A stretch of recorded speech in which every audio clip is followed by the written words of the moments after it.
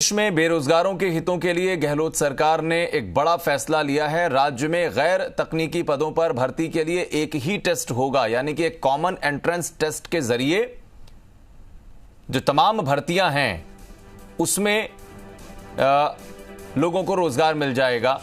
इसके आधार पर सभी विभागों में भर्ती कर दी जाएगी। इसी टेस्ट का नाम जो है वो कॉमन एलिजिबिलिटी टेस्ट रख दिया गया है, सेट।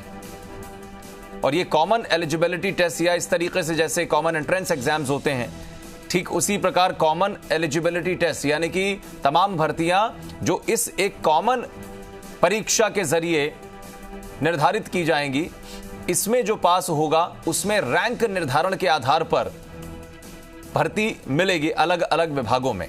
इसके लिए कार्मिक विभाग ने दिशा निर्देश जारी किए हैं।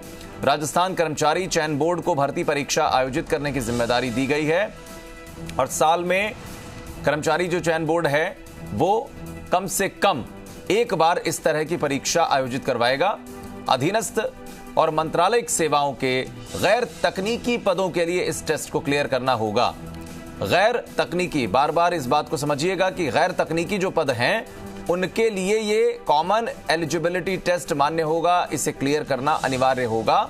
इस पात्रता परीक्षा में जो अंक मिलेंगे उसके आधार पर नियुक्तियां दी जाएंगी। ग्रेजुएट और सीनियर सेकेंडरी योग्यता के आधार पर करीब 20 विभागों में नियुक्ति दी जाएगी।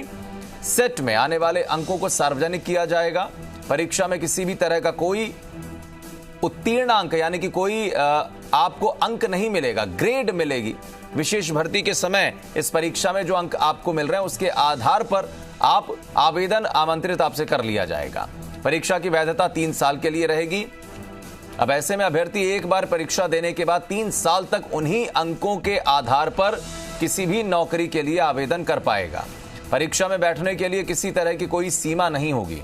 जितनी बार चाहें आप उतनी बार परीक्षा दे सकते हैं।